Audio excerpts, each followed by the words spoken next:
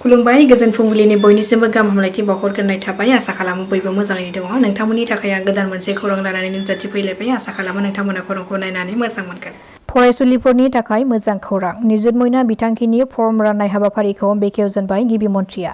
2025-2026 बोसोरनि थाखाय निजुत मयना आसनिखौ मैया बेखेवनानै होजेनबाय गिबि मन्थ्रिया। बे बिथांखिनि गेजेरजों रायजोनि 4 लाख फरायसुलिफ्रा गाव गावनि बेंक एकाउन्टआव रां अनसुंथाइखौ मोननो हागोन। बेनि थाखाय मोनबा नेमखान्थिफोरबो फोसावनाय जादों। आर'जलाइ फर्म होनायनि हाबाफारिनि उनाव गिबि मन्थ्रिया मिथिहोनाय बादिब्ला रायजोआव गंफ्रोमबो कलेज आरो फरायसालिमायाव फरायनाय फरायसुलिफ्रानो बे बिथांखिनि राङारि अनसुंथाइखौ मोनगोन। फरायसाफ्रा बे बिथांखिनि फर्मखौ गावनि फरायनाय एबा फरायसालिमानिफ्रायनो मोननो हागोन। बे बिथांखिनि रां अनसुंथाइया फैगौ 1 अक्ट'बरनिफ्राय हाबगोन फरायसाफोरनि बेंक एकाउन्टआव। बेजों लोगोसेनो सेल्फ फाइनेन्स फरायनाय फरायसुलिफोर आरो higher secondary, graduation, master degree सेथि नैथि बोसोरनि फरायसुलिफोराबो बे बिथांखिखौ मोनगोन। रायजोनि स्टेट इउनिभार्सिटि, सेन्ट्रेल इउनिभार्सिटियाव फरायनाय आसामनि फरायसुलिफोराबो बे बिथांखिखौ मोननो हागोन। मिथिनो मोननाय बादिब्ला हायार सेकेन्डारिनि फरायसुलिफ्रा दानफायाव 1000 रां, ग्रेजुएसननि फरायसुलिफ्रा 1250 रां, मास्टार डिग्रीनि फरायसाफ्रा 1500 राङै मोननो हागोन। गुवाहाटी पुलिसआ गुवाहाटी सोहोरनि जयानगरनि बेप्टिस्ट इन मुंनि मोनसे गेस्ट हाउसआव सोलिबाय थानाय मोनसे सन्देह गोनां देहा फालांगि खालामग्रा जाथायजों सोमोन्दो थानाय 4 सुबुंफोरखौ हमनो हादों। मोनसे स्रोद सुलुंनि गेजेरजों बिथा खालामनानै डिसिपि मृणाल डेकानि दैदेननाय हान्जाया बे 4 सन्देह गोनां सुबुंफोरखौ खानो हायो। बे गेस्ट हाउसआव सोलिनाय फालांगि खालामग्रानि न' मालिकखौ पुलिसआ गुहपुरनि दिलीप हाजरिका उर्फे बाप्ति हाजरिकानि होननानै पुलिसआ सन्देह खालामदों। पुलिसआ मिथिहोबावनाय बादिब्ला दिलीप हाजरिकाया 2 कौटि रां बाहायनानै बे न'खौ बायदोंमोन आरो खमैबो 8 माससिम बे सन्देह गोनां गाज्रि फालांगिखौ मावगासिनो दंमोन आरो गुबुन गुबुन ओनसोलनि आइजोफोरजों लोगोसे उन्दै उन्दै लाइमोनफोरखौ जरजबस्ति लाबोनानै बे सन्देह गोनां खामानियाव मावहोदों होननानै अजद दैखांदों। बे जाथायजों लोब्बा थानाय 3 आइजोफोरखौ पुलिसआ एरेस्ट खालामदों आरो पुलिसआ बे सिग्रोमनाय हाबाफारियाव बे गेस्ट हाउस न'निफ्राय CCTV फुटेज, गंसे लेपटप आरो गोबां सन्देह गोनां फोरमानलाइफोरबो बोखांनो हायो। दायो पुलिसआ बिसोर 4 सुबुंफोरखौ हमनानै बे जाथायजों सोमोन्दो थाबावनाय सुबुंफोरखौ हमनो थाखाय सोंनाय फिननाय खालामगासिनो दङ होननानैबो खौरां मोननाय जादों।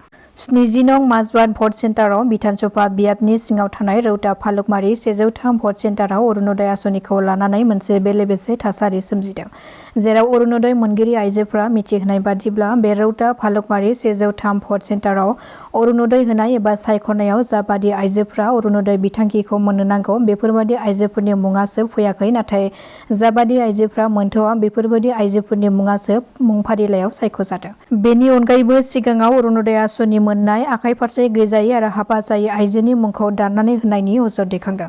बेखायनो जाहाथे बेफोरबादि बेले-बेजे खालामनायखौ नायबिजिरनो थाखाय आसाम सोरखार आरो जिल्ला खुंथायखौ खावलायदों ओनसोलनि सुबुंफोरा।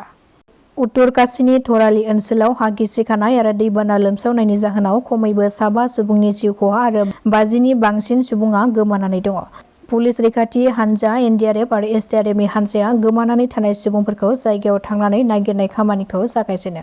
गिबि मन्थ्रि पुष्कर सिंह धामीया मिथिहोनाय बादिब्ला दासिम बे ओनसोलाव सा 130 सुबुंफोरखौ रैखाथि गोनां जायगासिम लांनो हाबाय आरो बिसोरनो थाग्रा जायगा, जानाय लोंनाय रैखाथि हान्जाया हेलिकप्टारजों जागायदों। उत्तराखन्ड, हिमाचल प्रदेश आरो उत्तर काशीयाव गोबां थाद'नाय गैयै रोजा अखा हानायनि जाहोनाव हाजो ओनसोलाव थानाय सुबुंफोरा जोबोर जेंनायाव गोग्लैदों। जायनि जाहोनाव उत्तर काशीनि मोनगु जिल्लाफ्राव बोथोर बिगियान बिफानाबो रेड एलार्ट फोसावनाय जादों। उत्तराखन्ड सोरखारा बोथोरनि गाज्रि थासारिनि थाखाय देहरादून, नैनीताल, टेहरी, शामली, रुद्रप्रयाग, चम्पावत, पौड़ी, अल्मोड़ा, बागेश्वर मुंनि गासै मोनगु जिल्लानि फरायसालिफोर आरो अंगनबादि फसंथानफोरखौबो बन्द' खालामनो बिथोन होदों। राजखान्थिनि बेलायाव बबेबा दोलोनिफ्राय ओंखारनानै बबेबा दोलोआव हाबलाय ओंखारलाया सोलिगासिनो दङ। बेनि गेजेरावनो बावैसो सान सिगां गोदानै जोनोम मोननाय राजखान्थि हान्जा APP दोलोनिफ्राय गासै 3 दैदेनगिरिफोरा APP दोलोनिफ्राय ओंखारबाय। बिथांमोना जादों 20 नं मथानगुरि ब्लक कमिटि APPनि assistant general secretary Sujit Basumatary, उत्तर खारिजा बिजनी प्राइमारि APPनि एसिस्टेन्ट सेक्रेटारि बौद्राज बसुमतारी आरो अर्गेनाइजिं सेक्रेटारि मनजिल बर' बिथांमोना APP दोलोनिफ्राय ओंखारनानै UPPL हान्जायाव जयेन जाफैबाय।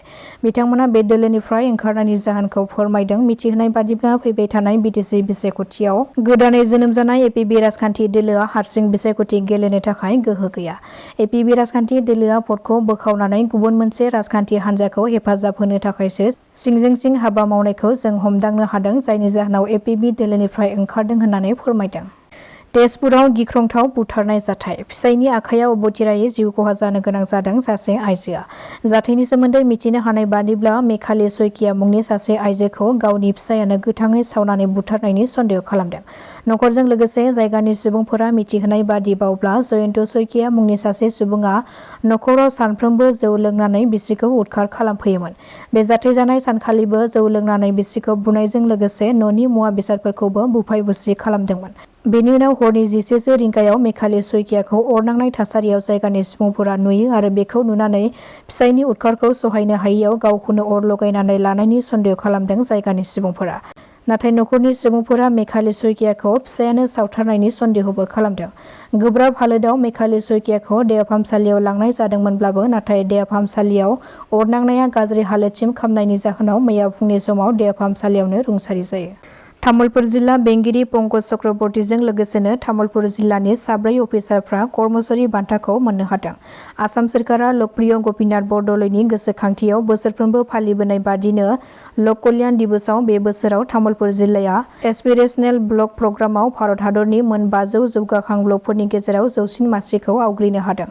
आसाम सोरखारा जथायै तामुलपुर जिल्ला बेंगिरि पंकज चक्रवर्ती, एसिस्टेन्ट कमिसनार अरुणिमा काकति आरो अनुपम डेकाजों लोगोसेनो खोन्दो गुदि सावस्रि मिरुनि मावख'गिरि डक्टर गौतम मेथिखौ कर्मचारी बान्थाजों मान बावदों। बेनि अनगायैबो कक्राझारनि डिसि मावख'निफ्राय सेनियर एडमिनिस्ट्रेटिभ मतिलाल दास, मानिक चन्द्र राय, गसाइगाव महकुमा मावख'गिरिनि मावख'नि गारि सालायगिरि आरो पद्मिनी हाफ्लंबार आरो उदालगुरिनि डिसि मावख'निफ्राय मृदुल बर्मन बिथांमोनखौ मैया मान बावनाय जायो। मख'नो गोनांदि बिटिआरनि गासै सा 8 मावख'गिरि आरो मावफारियाफोर बिथांमोना बे बोसोरनि लक कल्याण दिवसआव ओनसोलखौ गोग्गानाय लाबोदों। बिटिआर सोरखारनि बानजायनायाव गियान सोरां बिथांखिनि गेजेरजों रांखान्थियाव लोरबां फरायसाफोरनो चेक राननानै होदों बिटिआर सोरखारा।